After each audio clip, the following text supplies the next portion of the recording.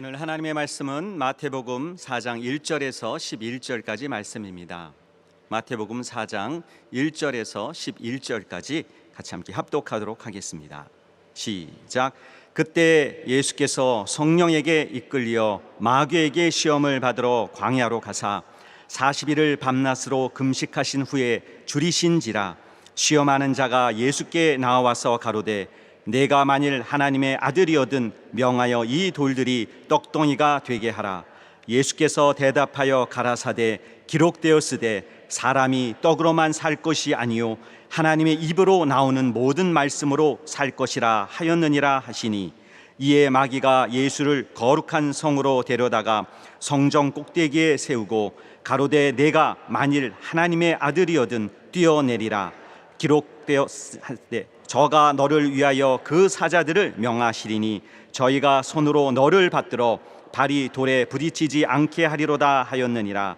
예수께서 이르시되 또 기록되었으되 주 너희 하나님을 시험치 말라 하였느니라 하신대, 마귀가 또 그를 데리고 지극히 높은 산으로 가서 천하 만국과 그 영광을 보여 가로되 만일 내게 엎드려 경배하면 이 모든 것을 내게 주리라. 이에 예수께서 말씀하시되 사단아 물러가라. 기록되었으되 주 너희 하나님께 경배하고 다만 그를 섬기라 하였느니라. 이에 마귀는 예수를 떠나고 천사들이 나와서 수종드니라. 아멘. 하나님 아버지, 오늘 거룩한 주의 날에 우리 하나님 주시는 생명의 말씀을 받기를 원합니다. 종을 세우셨사오니 하나님의 충만한 권능을 보여해 주시고 우리 하나님을 가르치고 선포하는 데 부족함이 없도록 도와주시며 모두가 겸손함 속에서 우리 하나님 베푸시는 것을 받을 수 있도록 친히 역사에 주시옵소서. 예수 이름으로 기도드리옵나이다. 아멘.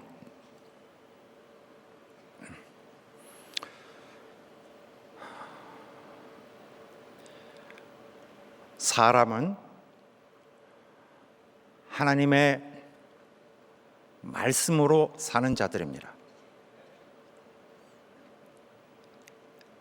이것은 인간이 존재하는 방법입니다. 사람은 오직 하나님의 말씀을 순종함으로써 비로소 살 수가 있는 것입니다. 하나님은 또한 그런 자를 도우십니다. 그가 도우심으로써 그 삶을 유지시켜 주시고 또 영원한 하나님의 영광으로 인도해 주십니다. 바로 이 점, 사람이 무엇이냐? 사람은 하나님을 순종하며 하나님의 말씀으로 사는 자라는 이 논지에 대해서 어떻게 반응하는지에 대해서 신자는 시험을 받습니다. 그래서 인생은 많은 시험들을 겪어가는 과정입니다. 어떤 시험은 좀 크고 또 더 좀 강도가 세고, 어떤 것은 좀 그것보다는 작기도 합니다. 이렇게 여러 가지의 시험을 신자들은 겪게 됩니다. 이 시험을 통해서 하나님은 그 신자의 믿음의 진실성을 알기를 원하십니다. 그런 반면에 마귀는 그 인간의 그 원래의 도리를 범하도록 합니다. 하나님은 어쨌든 그 시험을 통해서 신자가 하나님의 뜻대로 사는 자로 남아있게 되기를 원하십니다. 그렇게 함으로써 영적으로는 구원이 완성되게 됩니다. 그러나 마귀는 신자로 하여금 바로 하나님의 뜻대로 사는 자가 되지 않고 하나님의 뜻을 떠나게 하려고 합니다. 그래서 마귀의 역사가 잘 진행되면은 그 신자는 구원을 상실하게 됩니다. 혹은 구원의 기회를 상실하게 됩니다. 그래서 이 시험이라는 것은 인생에 있어서 우리와 분리할래야 할 수가 없는, 어차피 맞부딪혀야 될 일들입니다.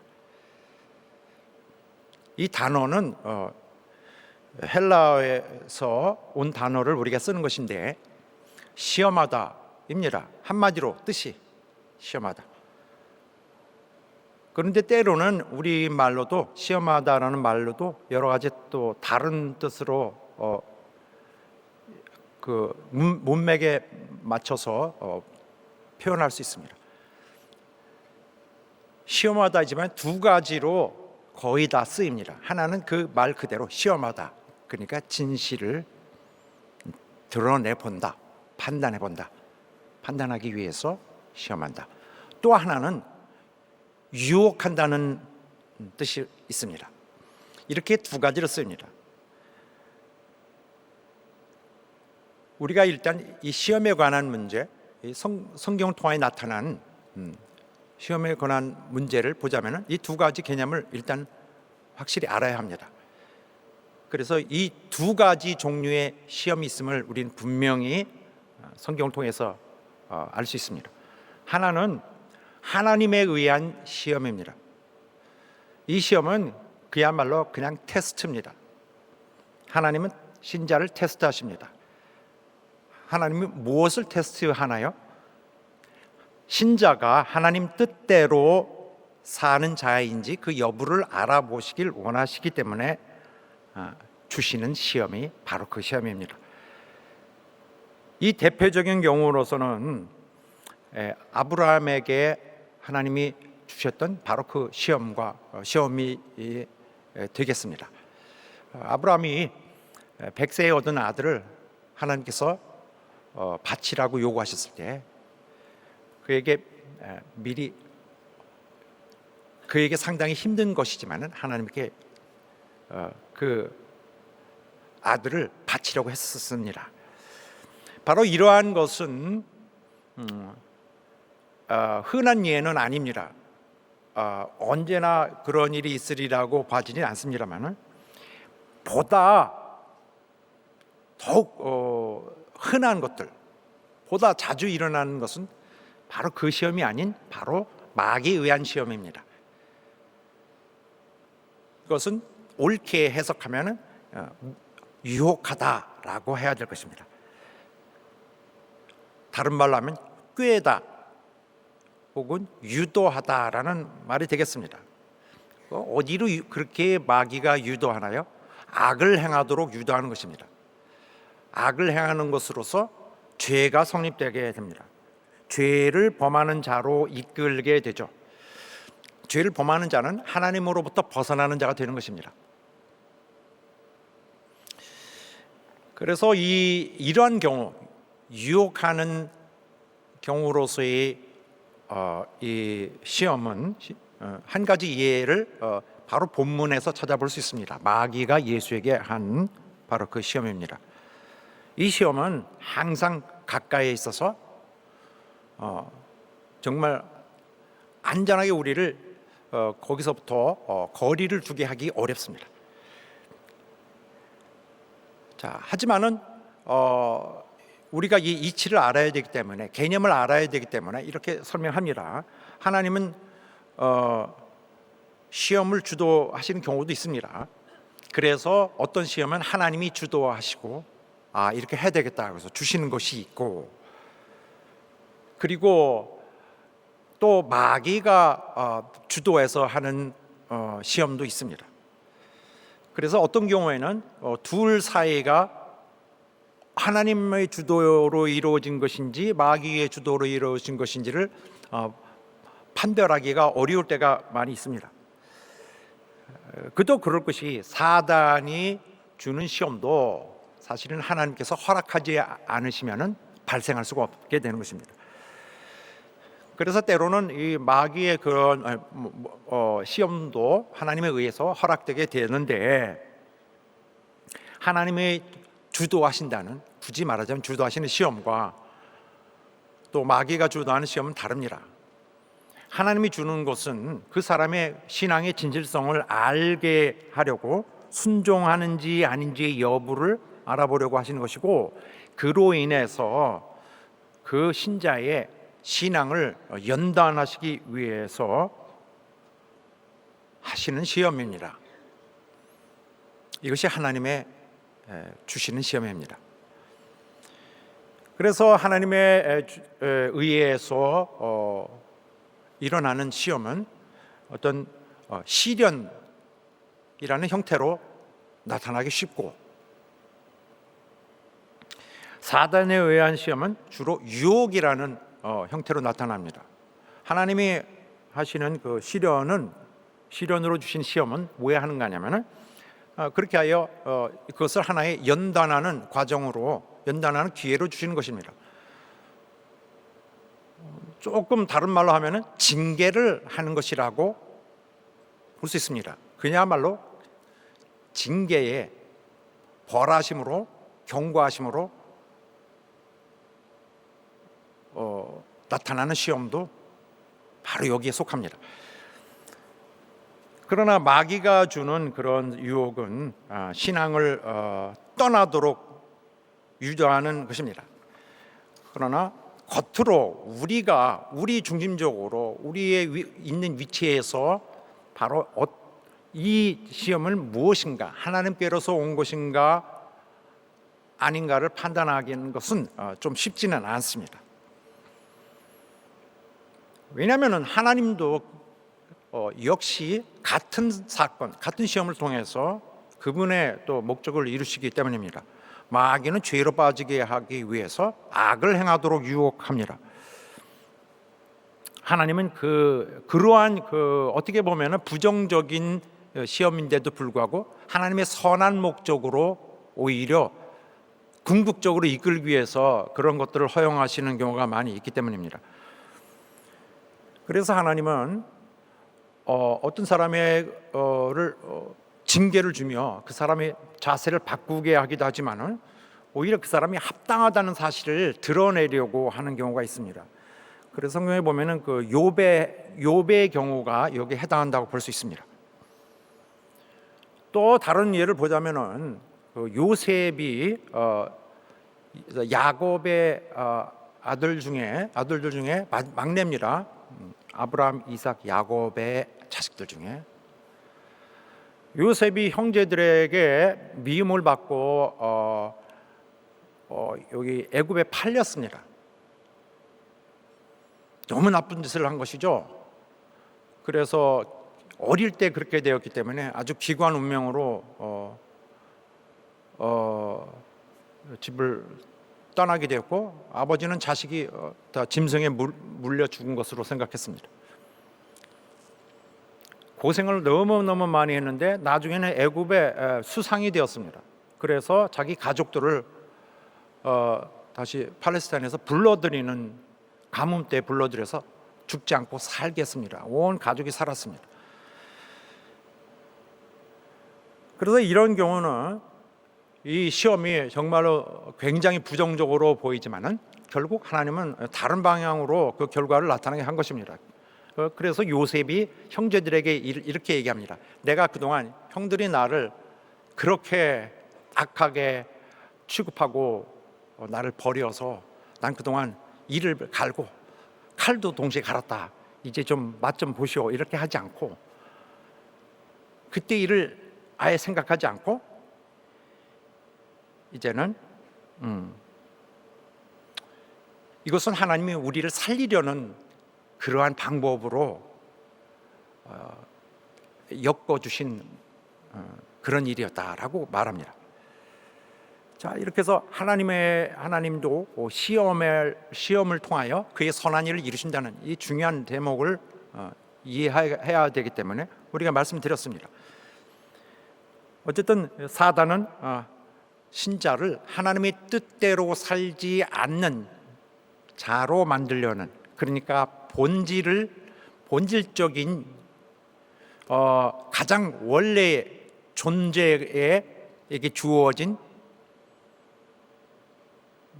우리 그 도리에서 벗어나게 하려는데 목적을 두고 시험을 줍니다. 그러나 하나님은 마찬가지로 이것은 그런 시험은 하나님의 뜻일 수도 있습니다. 하나님이 그 사람이 겪고 있는 그 시험을 통하여 오히려 그 사람의 입장을 완전히 분명하게 하고 싶으시기 때문에 그럴 수도 있습니다. 너는 포지션이 어디냐? 너의 믿음은 어디에 진실이 있느냐? 그래서 시험이 온다고 해서 정말 나쁘게만 생각할 것이 아닙니다. 뭐 이런 일이 엄청난 일이 일어난다고 해서 야, 나는 뭐 하나님도 없고 뭐 다 나는 완전히 뭐 버림받았구나라든지 하나님은 뭐 하고 계시냐라든지 이렇게 해서는 안 될 것입니다. 자기의 모든 인생은 그 가는 길을 잘 분별할 수 있다면은 참 본인에게 좋을 것입니다. 그래서 시험이 오더라도 무조건 부정적으로만 받아들일 것이 아니라 오히려 이러한 시련을 통해서 하나님이 나를 징계하시는가 보다, 나를 바꾸려 하시는가 보다라고서 오히려 이 상황을 봐야 될 것입니다. 그래서 어려움이 닥칠 때는 내가 뭐 잘못한 것이 있나? 내 자세가 하나님과 맞지 않는가 하는 걸 봐야 됩니다. 하나님의 뜻으로 사는 사람이 이어야 사는 사람인데 이 사람이 망하지 않도록 하나님 징계하시는 것입니다. 하신다면은 그 징계를 받아야 할 것입니다. 그리고 오히려 이때를 보고 하나님이 나를 아직 버리지 않았구나, 아직 나에게 하나님의 연민을 국률하심을 갖고 계신가 보다, 바꾸시길 원하시는가 보다, 나를 아직 기억하시나 보다, 오히려 이렇게 생각하고 비록 고통스럽더라도 그 위기를 잘 넘어가야 할 것입니다.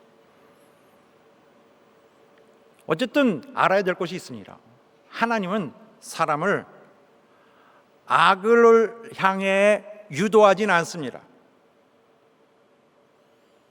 그래서 이런 시험이 올 때 하나님도 시험 주신다는 사실 때문에 이거는 하나님이 나에게 그렇게 하셨다라고 할 때는 옳게 판단한 것이 아닙니다. 어떤 경우에도 하나님은 신자를 악을 행하도록 유도하시지 않습니다. 그래서 어떤 시험은 대부분이 사람이 자기 자신이 갖고 있는 욕심을 통해서 발생합니다. 거의 이런 경우가 대부분인데 자기가 하고 싶은 일이 있습니다. 그런데 그것은 하나님의 뜻이 아닙니다. 그런데도 불구하고 본인이 또한 그 사실을 알고 있는데도 불구하고 어떻게 여기 이 하고 싶은 것을 하고 또 정당화를 얻을까라고 고민하게 됩니다. 그래서 마음속에 이런저런 생각을 핑계를 잡고 갖게 되죠. 본인이 이렇게 하면 안 된다는 것을 이미 양심이 말해주고 있는데 그거 양심 잠깐 스톱 하면서 그래도 될 수 있는 것이라고 이렇게 어떤 구실을 찾느라고 몹시 이제 분주하게 움직이게 되겠죠. 그런데 그 욕심에 자기가 지게 되면은 바로 그렇게 하여 그 악행을 진행하게 되고 죄를 범하게 됩니다. 이 경우는 이 사람이 바로 그 시험에 지게 되는 경우입니다.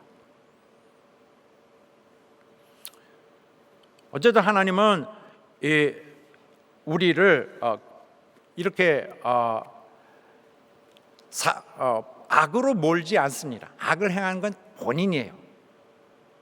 어떤 사람은 모든 것이 어떤 다른 영적 존재가 한다고 그러는데 내가 결국 나에게 선택이 있는 것인데 내가 내 욕심에 지게 되어서 그런 일을 하게 되는 것입니다. 그래서 신자는 많은 욕심을 자제할 수 있어야 돼요. 사람은 결국 하나님의 뜻대로 살아야만 살 수 있습니다. 왜냐하면 불안정합니다. 언제든지 죄를 범할 수 있고 악행할 수 있어요. 모든 사람이 악행 10분 전이에요. 그러나 그런 인간도 하나님이 버리시지 않고 살 기회를 주십니다. 인간은 국률로만 살 수 있어요. 하나님이 참아주셔야 됩니다. 그러나 이 유혹 자체가 온다는 것은 좋은 일이 아닙니다. 왜냐하면 유혹에 빠져 들게 되면은 벗어나기가 어렵습니다. 결국 유혹은 하나님의 뜻을 벗어나려는 것에 대해서 생각해 보는 자들에게 강하게 옵니다. 자기 원래 위치를, 마땅한 위치를 벗어나려고 할 때에 유혹이 오는 건데, 유혹이 오면은 견뎌내기 어렵습니다. 마귀의 시험이라는 건 쉽지 않아요. 그런데 일단 유혹에 지게 되면은 죄에 다시 빠지게 됩니다. 그래서 우리의 구원의 상태는 죄를 범할 수 있는 자인데도 불구하고, 더러운 죄를 범할 수도 있는 존재인데도 불구하고 죄의 그 세력에서, 권세에서 보호되고 분리된 자입니다. 그러나 이 상태가 다시 되돌아가는 거예요. 이전 상태로. 그렇게 되면은 구원의 효과를 잃는 것이 됩니다. 그래서 신앙을 이런 식으로 해서 겉으로는 신앙을 지키고 있는데 그 내실에 있어서는 이미 하나님의 뜻을 벗어나가 있는 데 대해서 오늘도 내일도 그냥 지나가는 사람이 있습니다. 이럴 때는 겉에만 신앙이 있을 뿐 그 영적으로는 굉장히 매우 결정적으로 위험한 상태에 있는 것입니다. 그러나 그렇게 시험이 올 때에 비교적 소수가 되겠지만 시험을 이기는 자들이 있습니다. 그러나 그 모진 그 역경을 이겨야 할 만큼 강인한 어떤 투지로 견뎌가야 될 것입니다. 어쨌든 그렇게 하여서 시험을 잘 저항하고 이겨나가면은 그 사람의 믿음은 굉장히 강력한 것이 됩니다. 이후에 웬만한 어떠한 그런 강력한 시험이 닥칠지라도 이후에는 잘 넘어가지 않는, 이미 훨씬 더 성숙한, 성장한, 견고한 믿음을 가진 신자가 될 것입니다. 그러나 어떤 경우에는 인생을 다 버려도 그거는 해야 될 거예요. 인생에 자기 앞에 설계해 놓은 것들이 다 망치더라도 해야 될 거예요. 결국 이 시험이 왔을 때에 자기가 하나님이 계시길 기대했던 거기서 다 깨지고 다 찢어지고 다 풍지박산이 나고, 거기에 그러나 하나님 바라보고 서 있는 자 되어야 할 것입니다. 풍지박산 후에 자기 영혼을 살리는 것이고, 그뿐만 아니라 우리를 살리려는 하나님의 명예가 나의 이 시련을 이기고 하나님의 시험하심을 견뎌가는 이 상황에서 드러나오고, 하나님의 명예가, 하나님의 자존심이 살려져야 합니다. 일단 그러므로 시험에 빠지면은 악한 것을 행함으로써 하나님의 뜻을 벗어나는 이제 죄를 범하게 됩니다. 일단 회복하기가 너무 어렵다는 것, 이겨내기가 어렵다는 것을 알아야 합니다.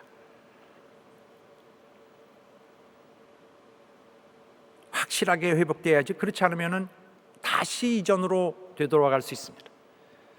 그래서 시험을 맞지 않는 것이 좋습니다. 시험이 오지 않는 것이 좋아요. 그러므로 아예 시험을 방어하라고 했습니다.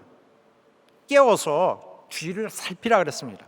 그리스도인은 매일 자기를 성찰하는 자들이에요. 왜냐하면은 우리 사람으로서 불완전하여서 이제 하나님이 처음부터 끝까지 다 도와주셔야 됩니다. 우리는 그 하나님을 의지하며 사는 자들이고, 우리 자신의 힘으로 우리를 살릴 수 있다고 생각할 수가 없는 것입니다.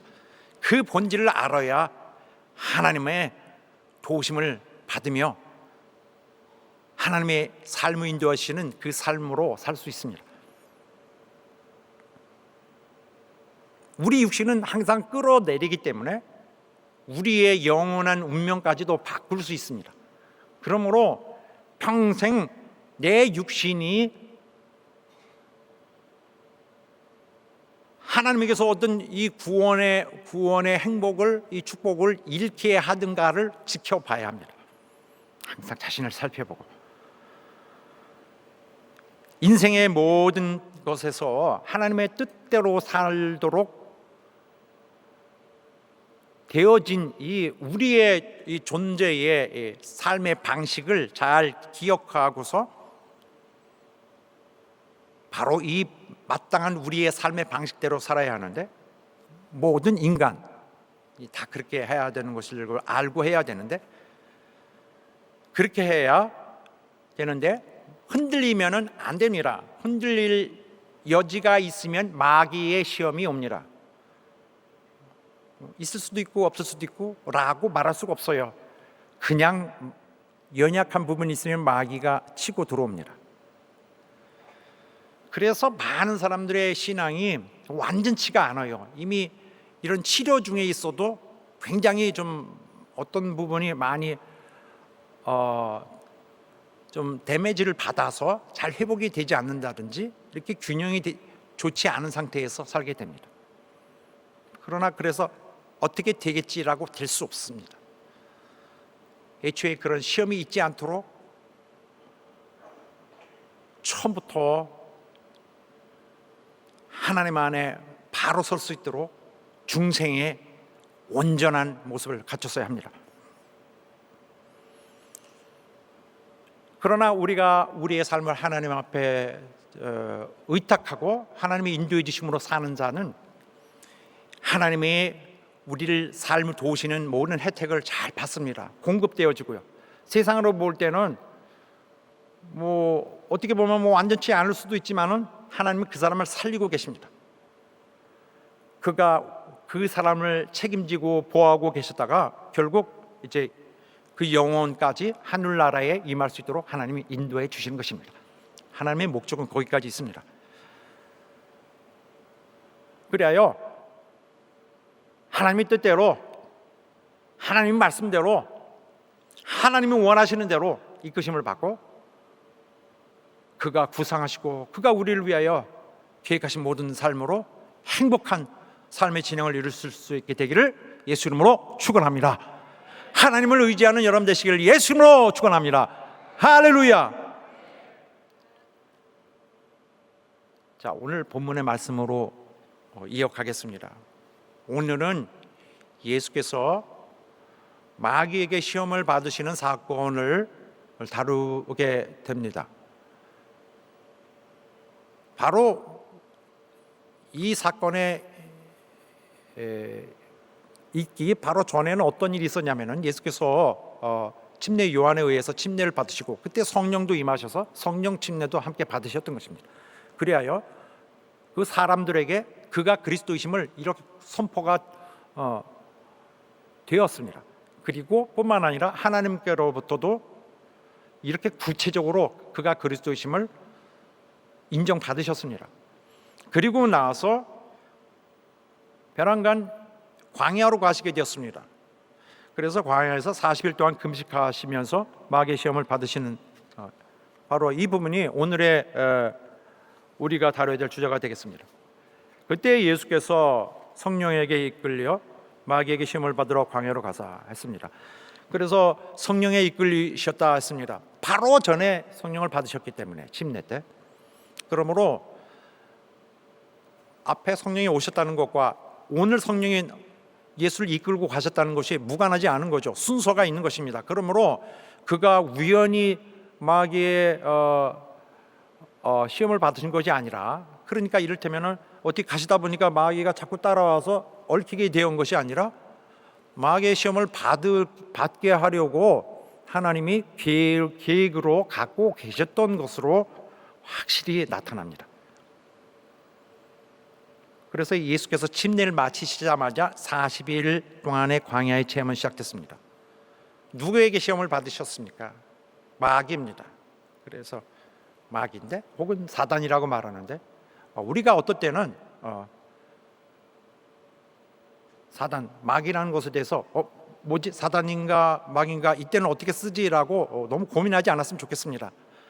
여기 너무 얽매여서 이 경우는 꼭 사단이라고 해야 되고 이 경우는 꼭 마귀라 해야 되고 그럴 필요가 하나도 없다는 것을 말씀드립니다. 원래 구약에서는 그걸 사단이라 그랬습니다. 하나님의 적으로 본 거예요. 하나님의 원수 사단. 그런데 이제 그게 이제 구약 성경을 헬라어로 번역함으로써 그때 그 사단을 마귀라고 바꿨습니다. 물론 오늘 성경에 그런 옛날 히브리 말도 쓰고 또 헬라어도 써서 사단이라 불리기도 하고 마귀라 불리기도 하는데, 똑같은 그 존재를 말하고 있는 것입니다. 그 악한 하나님의 적이면서 이 고발하는 자를 밝히고 있기 때문에 이 마귀를 쓰든지 사단을 쓰든지는 너무 마음에 구애받지 말고 그는 하나님의 적이고 하나님을 중상하는 자입니다. 그렇게 썼으면 좋겠습니다. 이 마귀의 뜻은 고발하는 자라는 것입니다. 고발.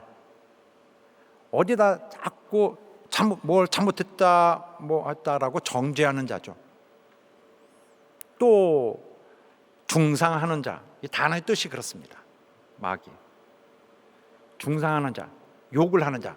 저게 뭐하고 하고 숙덕숙덕 하고 사람들에게 나쁘게 얘기하는 거 있죠. 비방하는 거. 저게 나쁘다 뭐하다 하는 거. 이게 사단이 하는, 마귀가 하는 일입니다. 그래서 이것은 어떤 사람이 어떤 시스템에서 자동적으로 무슨 컴퓨터가 판단하고 법이 판단하는 것이 아니라 인격자가 이렇게 하나의 자기 정신을 갖고 있는 인격 존재가 그 일을 하고 있는 것입니다. 이 존재는 원래 하늘에 있었는데 하나님으로부터 쫓겨났습니다. 그 다음부터는 하나님에 대해서 분을 품고서 하나님을 대적하여 하나님이 이루시는 일을 망치려는 일에 힘을 씁니다. 하나님의 의에 구원을 얻는 자들에 대해서 굉장히 분노를 참지 못합니다. 성품이 그래요. 인격이 되게 나쁩니다. 마귀는 하나님을 자기 마음을 다하고 뜻을 다하고 목숨을 다하여 사랑하는 것이 아니라 기회주의자입니다. 기회를 봐서 이렇게 하나님하고 불렀다가도 기회가 생기면 이것 봐라 내가 찾아야지 그러고서 자기 하나님을 물리칠 수 있는 자예요. 이런 영화 같은 데 보면 자기 대장이 뭐 화살에 맞든지 해서 위기에 빠져 있습니다. 그럴 때에 걱정 마십시오. 제가 나서겠습니다. 그러고서 모두가 버려도 자기가 나가서 목숨을 걸고 자기 대장을 지키는 자가 있는가 하면은 화살에 맞았네. 이것 봐라 일이 쉬워지네. 그러고서 오히려 그걸 처치하고 자기가 그 자리를 차지하려는 이런 성격이 사단입니다. 그 성격이 교회의 성도들을 유혹하고 있습니다. 어떤 수를 쓰든지 망치려 합니다. 왜? 미우니까. 그래서 많은 속임을 통해서 유혹하고 또 비방하고 또 이간하고 이렇게 하는 것이 마귀의 일입니다. 이렇게 함으로써 하나님의 이루신 구속 사역을 역행하죠. 하나님이 씌워주신 것을 다시 벗겨놓는 일을 합니다.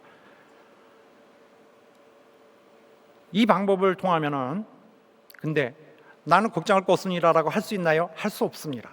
사람은 내가 버텨볼게라고 해서 마귀를 이길 수 없습니다. 하나님만이 그 사람의 힘이 되어 주셔야 합니다. 사람은 절대적으로 마귀에게 속을 수밖에 없습니다. 마귀에게 속았어요. 에덴에서 속았어요. 에덴에서 한 번 속은 것은 수십 대, 수백 대까지의 그 효과가 계속됩니다. 이 방법을 통해 사람의 생각을 바꾸고 마음을 바꿉니다. 인간은 그냥 자기가 견딜 수 있다고 생각한다면 정말 마귀를 잘못 알고 있는 것입니다. 마귀의 일관된 그 목적은 바로 하나님의 계획을 좌절시키는 것입니다. 여러분과 나는 하나님의 계획 안에 들어있어요. 하나님의 계획을 담고 있는 것입니다. 하나님의 시선을 받고 있는 자입니다. 하나님의 결심이 하나님의 마음속에 내 이름이 들어있고 여러분 이름이 들어있습니다. 이런 그 하나님과 연결된 그 관계를 끊게 하려는 것이 마귀가 하는 일이에요. 이 마귀를 예수께서 만나셨습니다. 어디서 만나셨어요? 광야에서. 정말 팔레스타인에서 여기처럼 사람이 있기에 불편한 것이 없을 것입니다. 가장 불편한 곳에서, 가장 사람들이 있기 어려운 곳에서, 가장 홀로 될 수밖에 없는, 도움을 구할 수 없는 곳에서 그냥 단신으로 거기 계셨는데, 이것은 뭘 말하는 거냐면 에덴 동산의 상황과 환경의 문제에서는 엄청 반대의 경우다라는 것을 말합니다. 에덴 동산에서 아담과 하와가 정말 마귀에게 완전히 져버렸습니다. 그렇게 환경이 좋은데, 그렇게 평안하고 그렇게 풍성하고 부족함이 없고 정말 따뜻하고 정말 포근하고 한 그런 곳에서 마귀에게 완전히 당해버렸습니다. 그런데 마귀는 여기서 예수를 만나게 되는데, 예수님은 정말 가장 그가 계실 수 있는 가장 나쁜 곳에서 사단을 만나게 되었는데, 마귀는 그런 생각을 하고 있는 것입니다. 아담과 하와를 꺾었던 것처럼 이번에도 그렇게 해볼까 하는 시도로 예수께 나왔다는 것을 의심할 수 없습니다. 왜냐하면 바로 아담에게 접근했던 그 방식과 거의 같은 그러한 형식의 그리고 내용의 그걸 가지고 예수께 접근했습니다. 그러므로 예수님을 인류의 대표라고 보고 있는 것입니다. 예수님도 여기 마귀를 대할 때는 인류의 대표라는 그 책임감을 가지고 그를 만나지 않을 수가 없었습니다. 그러나 이 상황은 그다지 넉넉하지 않습니다. 예수님은 40일간 금식하셨다고 했습니다. 사람이 오랫동안 먹지 못하게 되면은 사람이 육체적으로 약해지는 건 물론이거니와 문제는 그것보다도 정신이 약해집니다. 또 어떤 도덕적 저항, 어떤 그런 도리와 그런 양심 같은 것이 굉장히 취약점이 드러납니다. 사람이 피곤할 때, 아플 때, 뭐 이럴 때는 다른 실제적으로 더 중요한 것들이 많이 있는데도 불구하고 그런 것들은 안중에도 있지 않고 당장 이 닥친 이 스트레스를 완화하려는 그런 욕구가 굉장히 강해지기 때문에 여기에 매달리게 됩니다. 이럴 때는 이 사람이 정상적인 판단을 할 수가 없게 되고 정상적인 어떤 마인드로 자기의 운명을 결정할 수가 없게 되는 것입니다. 이럴 때 마귀가 달려듭니다. 사람이 뭐가 없을 때, 물질이 궁할 때, 이럴 때 어떻게 악을 행하게 되려는 그런 유혹을 많이 받게 되죠. 바로 이런 때 예수께서 이 마귀를 만나게 되셨는데, 마가복음과 누가복음에 보면은 예수님이 40일 동안 계속 시달린 것으로 표현된 것으로 보입니다. 오늘 마태복음에는 금식하신 후에 마귀를 만나서 3번에 걸쳐 대화를 주고받으시다가 빠이하고 헤어지신 것처럼 그렇게 본다면 잘못 보고 있는 것입니다.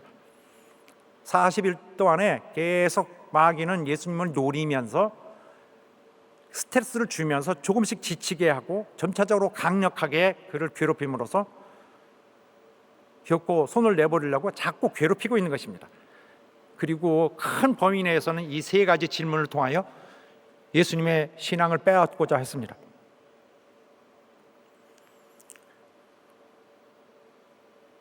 시험하는 자가 예수께 나와서 이런 취지로 말합니다. 내가 만약 하나님의 아들이거든 명하여 이 돌들이 떡덩이가 되게 하라. 배고프니까 떡을 만들어 먹어라. 능력 있지 않느냐. 이건 뭘 말하는 거냐면 사실은 배고픈 자가 떡을 만들어 능력이 있다면 만들어 먹을 수 있다는 것은 뭐 가능하다고 볼 수도 있습니다. 그러나 이 상황은 전혀 그런 것이 아니었습니다. 이게 뭐냐면은 이 접근에서 그에게 돌을 떡으로 만들라. 이것은 하나님의 뜻에, 하나님의 말씀에 의심을 갖게 합니다. 예, 의심을 집어넣는 거죠. 네가 만약 하나님의 아들이라면, 그래서 이건 옛날에 하나님이 너희더러 동산의 나무의 실과를 먹지 말라고 하시더냐? 라고 말함으로써 지금까지 하나님 모두 신실하시고 모든 것을 이렇게 정말 따뜻하게 베푸신 줄 알았는데, 절대적인 하나님인 줄 알았는데 하지 말라고 하더냐? 이게 무슨 말이냐? 이게 무슨 말이죠? 하나님을 의심하게 합니다. 그런 줄 알았지 이겁니다.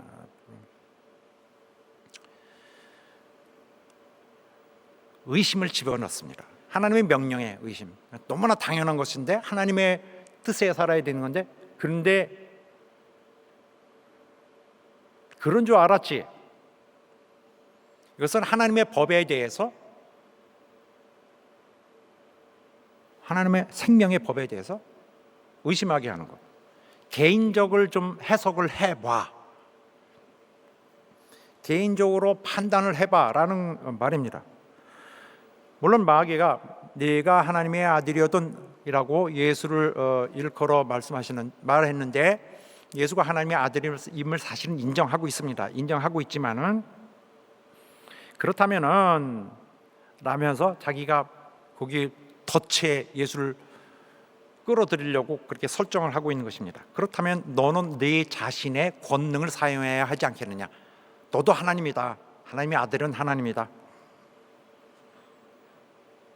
그래서 너 자신의 해석도 되고 너가 너의 계획을 가질 수 있지 않겠느냐? 이것은 하나님의 계획을 벗어나는 수 있는 것도 가능하다고 얘기하고 있는 것입니다. 그러나 이 상황을 예수님의 입장에서 엄청나게 좀 다른 엄청 위험한 발언이었습니다. 왜냐하면 예수님은 하나님 아버지가 원하시는 거, 그가 계획하신 것 외에는 절대 자기의 능력을 사용하지 않으려고 하셨습니다.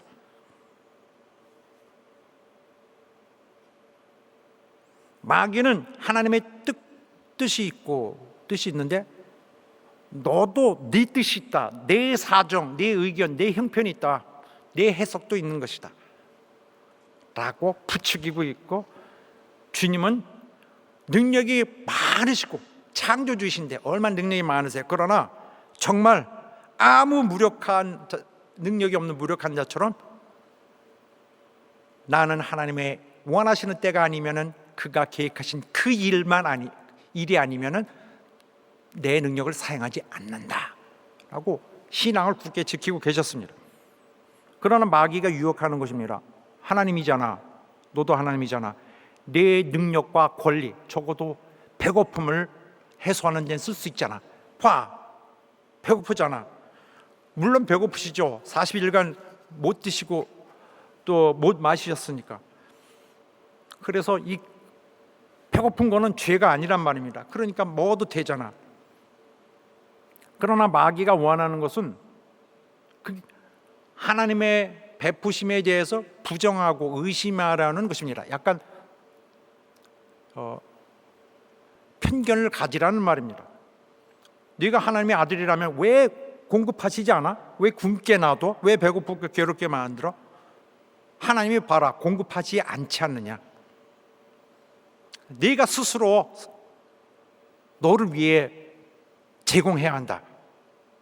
이때 신적 권능을 좀 사용해라. 예수님 자신의 혜택을 위해서 신적 그 권능을 좀 사용하라. 이거는요, 이 경우는 몹시 악한 발언입니다. 왜냐하면 십자가에서도 사람들이 예수를 향해서 그렇게 얘기했어요. 십자가에서 이제 너를 구원하고 내려와라. 예수님이 그러면 못하나요? 안 돼, 나 지금 힘이 빠져서 그렇게 하시나요? 내려오실 수 있죠. 그러나 그렇게 하지 않는 것입니다. 왜? 구원을 이루기 위해서. 하나님은 너는 구원해야 된다. 그가 구원하기 위해서 자신을 희생한 것입니다. 그래서 마귀는 이간질하는데 아주 기본적으로 능숙한 기술을 갖고 있고 또 그런 일을 늘 하는 자입니다. 하나님에 대한 신뢰를 깨게 하고 하나님을 의지하지 않게 만듭니다. 그래서 아담이 실패한 곳에서 이제는 둘째 아담, 이제 마지막 아담인데 성경은 마지막 아담이라 얘기합니다만 우리가 양쪽으로 다 얘기해도 괜찮습니다. 아담이 실패한 것처럼 예수께서도 실패할 것이라고 생각을 하고 예수께 접근해 왔는데 예수님은 아담처럼 그렇게 넘어가지 않으셨습니다. 그는 성신하러 오신 것은 오직 아버지의 뜻과 아버지의 계획대로 하시겠다는 뜻으로 오신 것입니다. 그래서 그도 그렇게 말씀하셨습니다. 먹는 것에 대해서 신앙을 팔 수가 있느냐? 내 먹는 것은 아버지의 뜻을 행하는 것이다 했습니다. 사단이 깨려고 하는 것은 예수님의 아버지에 대한 그 진짜로 아끼고 진짜로 생각하며 진짜로 명예롭게 하려는 그 의도를 깨려는 거예요. 아버지를 신뢰하지 않도록 자극하고 있는 것입니다. 그러나 예수님과 입장에서는 완전히 여기 꽝 부딪히는 부분입니다. 아니야, 나는 아버지의 뜻을 떠나서는 아무것도 하지 않는다. 나는 내 순종의 신앙을 벗어날 수 없다. 마귀는 메시아의 능력을 발휘해라. 그러나 예수님은 아들이 굶주린 것도 아버지의 뜻이다. 나는 내가 먹을 수 있지만은 먹지 않는다. 내가 배고프고 내가 힘들어도 이것은 하나님이 정하신 일이다. 여기에 마지막 어떻게 할래? 빨리 결정해봐라고 마귀가 부추깁니다. 당장의 고통을 벗어나기 위해서 메시아적 능력을 발휘할 것인가? 혹은 아버지의 뜻을 따라 여전히 고난의 길을 가실 것인가? 여기에 예수께서 몰리신 것인데 이때 예수께서 이렇게 대답하셨습니다. 기록되었으되 하면서 하나님 말씀을 인용하셔서 하셨습니다. 사람이 떡으로만 살 것이 아니요 하나님의 입으로 나오는 모든 말씀으로 살 것이라고 하였느니라. 이 말씀은 구약에서 나옵니다. 예수님이 하신 말씀은 거의 대부분이 구약 성경에서 인용하셔서 하신 말씀이에요. 그러므로 예수님의 당신의 삶을 유지하는 방법은 그리고 당신의 신앙의 모든 근거는 구약 성경에 있었습니다. 그러므로 우리가 구약 성경을 차별해서는 안 됩니다.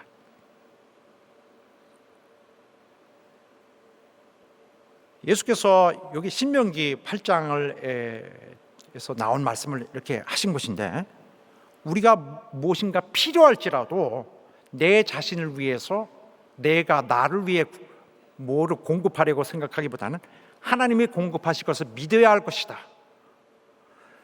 아무리 어렵고 내게 불편할지라도 하나님을 신뢰해야 할 것이다 라는 것을 이 요점을 갖고서 주님 말씀하신 것입니다. 이것이 사람이 사는 도리다. 사람이 존재할 수 있는 방법론이다. 이 말씀은 원래 신명기 전체에 걸쳐서 있는 말씀인데 모세가 이스라엘에게 하였던 말입니다. 이스라엘이 하나님의 구원을 받았으면서도 불구하고 그 은혜를 받았으면서도 불구하고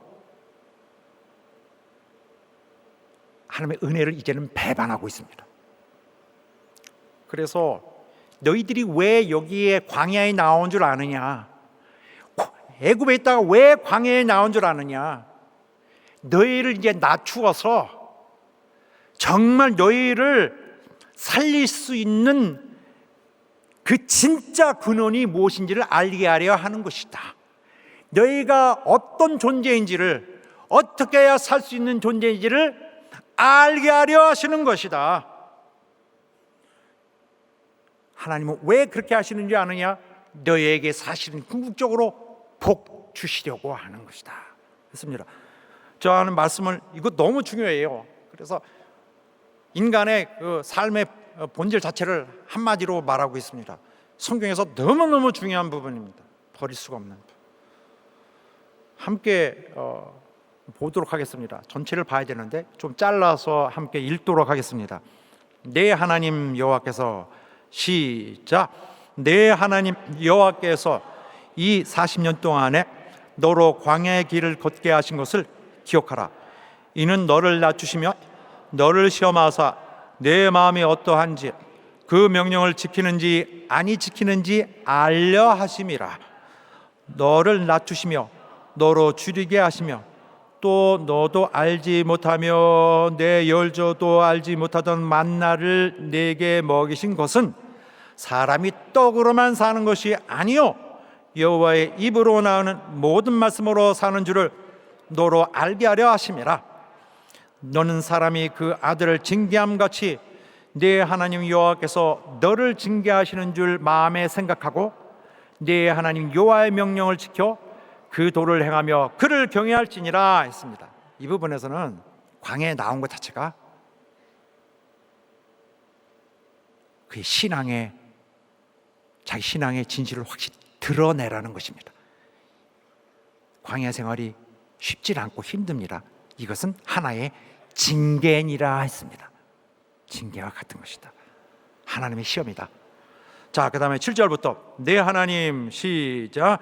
내 하나님 여호와께서 너를 아름다운 땅에 이르게 하시나니 그것은 골짜기에든지 산지에든지 시내와 분천과 샘이 흐르고 내가 먹어서 배불리고 내 하나님 여호와께서 옥토로 내게 주셨음을 인하여 그를 찬송하리라.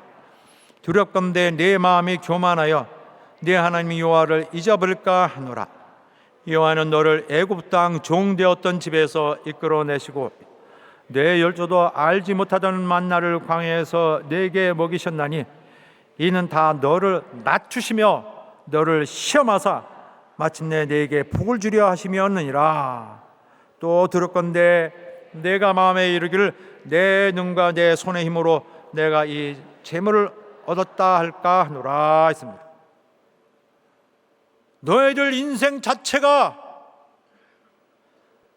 하나의 시험이다. 인간의 인생 자체가 하나님의 시험이다. 인생은 하나님의 시험의 관문입니다. 그래서 백성들이 뭐가 불편하다, 뭐가 없다 함으로써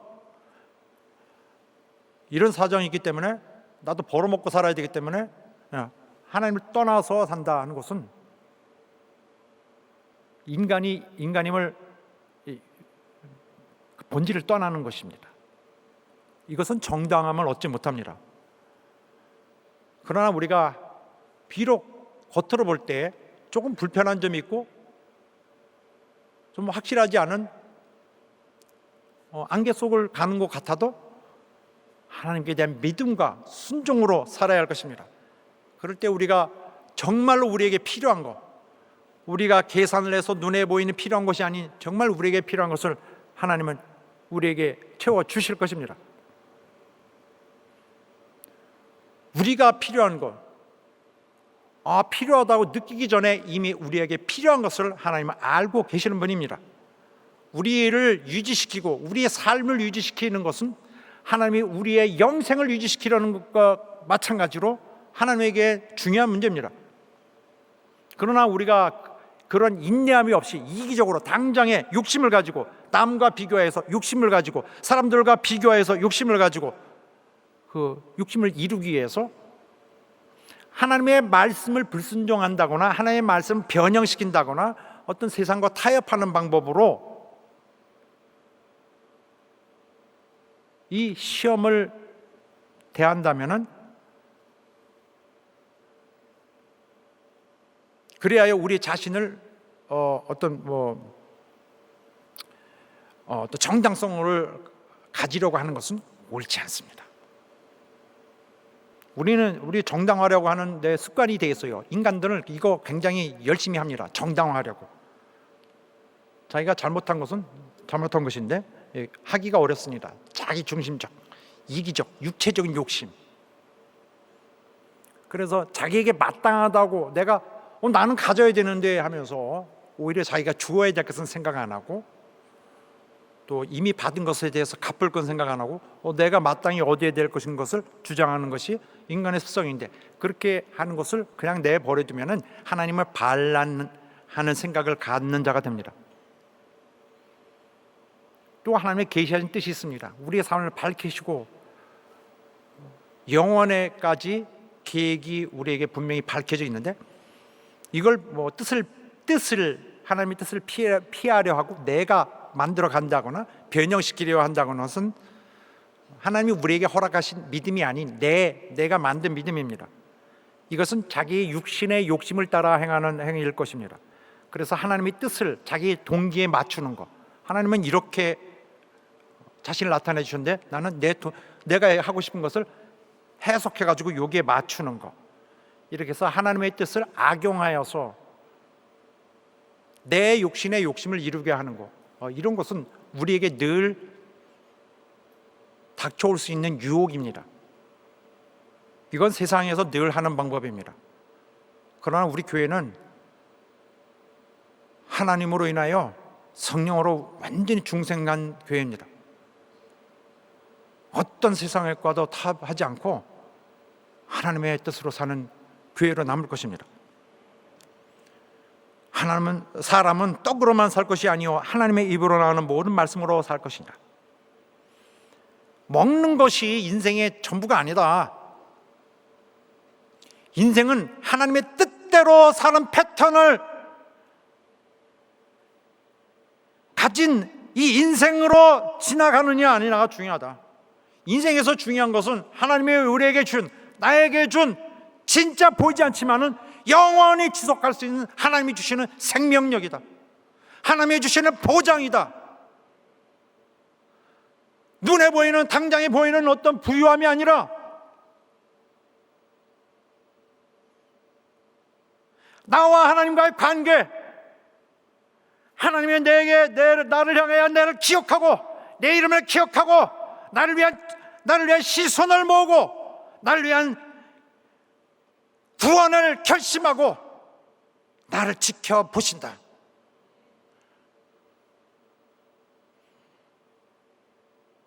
하나님이 나를 통하여 이루시는 당신의 영원한 계획이 바로 나의 참 삶의 원천이다.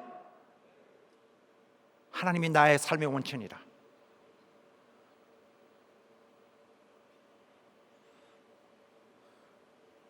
내가 안개처럼 조금 나타났다가 없어질 수도 있어요. 나 같은 자는 다른 태도를 보이지 말고 오직 하나님이 하라면 하겠다, 이거 하라면 이거 하겠다 해야 할 것이다. 우리의 삶의 목적은 하나님의 것과 맞춰야 합니다. 하나님의 생각하신 것은 정확하게 우리의 생각하는 것과 같아야 합니다. 우리의 삶을 하나님을 기뻐해드리게 하는 것이어야 되고, 또 우리의 삶의 동기는 삶에서는 하나님이 늘 나를 공급하신다 라는 사실을 명확하게, 이 진실을 명확하게 신뢰하는 것입니다.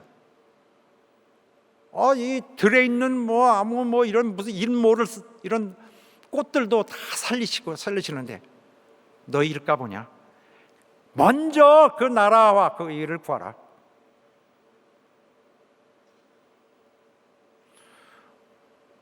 우리가 무엇인가 내가 원하는 것을 얻기 위해서 하나님의 뜻을 범하거나 무시하는 것으로는 하나님을 기쁘게 할 수 없습니다. 내가 시험을 당한다면 동시에 이것을 징계인가라고 생각을 해야 될 것입니다. 하나님을 기뻐하시면 하나님께 의심이 되는 나는 징계를 받을 것입니다. 시험이 올 수 있습니다. 성경에 보면은 초대교회 보면은 많은 자들이 아나니아와 삽비라 같은 것이 예이고 많은 사람이 죽거나 병을 얻었습니다. 사람은 떡으로 사는 것이 아니라, 먹고 사는 것으로서 우리 자신을 먹일 수 있는 것이 아니라, 인생은 여기서 여기까지 지나갈 때에 하나님의 뜻으로 사는 자가 되어야 되는 것이 중요한 것입니다. 그래서 예수께서도 우리가 지나던 그 길을 가셨어요. 그는 자신의 능력이 있으시지만은 순종하고 아버지 뜻에 따랐습니다. 그가 자신을 위해 좀 누릴 수 있었지만은 누리시지 않았습니다. 그러함으로써 그가 이루셔야 될 사명을 온전히 이루시게 되었습니다. 그러므로서 예수님은 우리의 본보기가 되십니다. 우리의 모범이에요. 그는 인류의 대표자셨습니다. 인류의 대표자로서 먼저 모범을 보이셨는데 무엇을 보이시냐면 사람은 먹는 것으로 사는 것이 아니라 아무리 곤란하고 아무리 어려워도 하나님의 뜻을 의지하여 살아야 한다. 그것으로 사단을 이기셨습니다. 이후에 하나님 말씀 이후에 이제 원수는 예수님을 또 시험하게 됩니다. 또 다른 주제를 통해서 성전에서 뛰어내리라. 또 다른 시험에서는 내게 경배하면 온 천하를 주리라. 이 두 가지, 두 번째, 세 번째의 유혹도 결국 하나님의 뜻을 순종하고 그를 신뢰해야 된다는 그 신뢰를 깨는 데에 공통적인 그런 공격점이 있습니다. 그러나 예수께서는 호되게 사단을 꾸짖으시고 그를 쫓아냈습니다. 주님의 뜻은 이겁니다. 나는 아버지를 신뢰할 것이다. 나는 그의 뜻이 있을 때에 절대 그의 뜻을 피해가지 않을 것이다.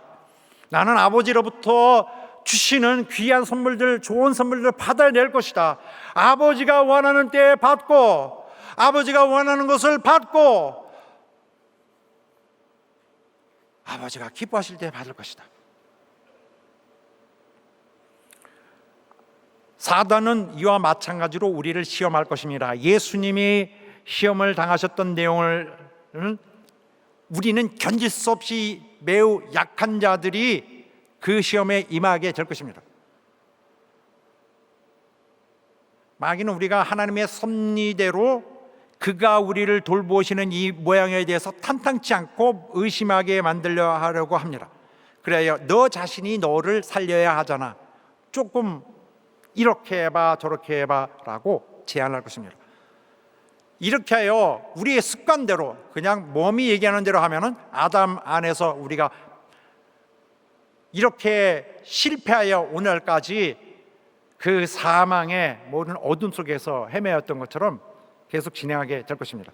그러나 그런 시대는 끝났고 이제 둘째 아담의 신 예수께서 완전히 해결하고 우리의 죄의 문제를 충분히 그가 감당하시고 우리를 하나님 뜻 안에서 사는 백성으로 자녀로 만들어 주실 것을 능히 하실 수 있는 분인 것을 증명하셨습니다.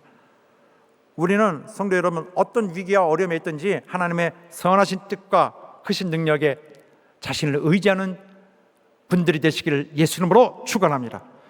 예수께서 40일간 금식하시고 그가 능력이 없으셔서 떡을 만드시지 못하신 것이 아니라 사람의 생사화복이 이런 세상에 원하는, 세상에서 소중하게 여기는 이런 물질의 소유에 있지 않고 하나님의 손에 있다는 것을 밝히시고 또 그 뜻을 지키시기 위한 것이었습니다. 예수 그리스도의 모범을 따르는 여러분 되시기를 예수 이름으로 축원합니다. 할렐루야. 기도합시다. 하나님, 우리를 받아 주시옵소서. 하나님의 말씀으로 하나님 뜻으로 살기 원합니다. 우리 이전에 그러한 정말 취약하고 대단히 빈약하고 대단히 잘못된 모든 것을 우리가 버리도록 하여 주시고 하나님의 무서운 징계가 있기 전에, 하나님의 시험으로 우리가 역경을 견디기 전에 원수가 우리를 또 시험하여 미혹하여 유혹하여 우리를 망치게 하기 전에 우리 믿음을 굳게 하셔서 우리에게 주신 이 기회 살리도록 승리하도록 도와주시옵소서. 하나님의 말씀으로 사는 우리들이 되도록 도와주시옵소서. 다 같이 합심하여 기도하겠습니다.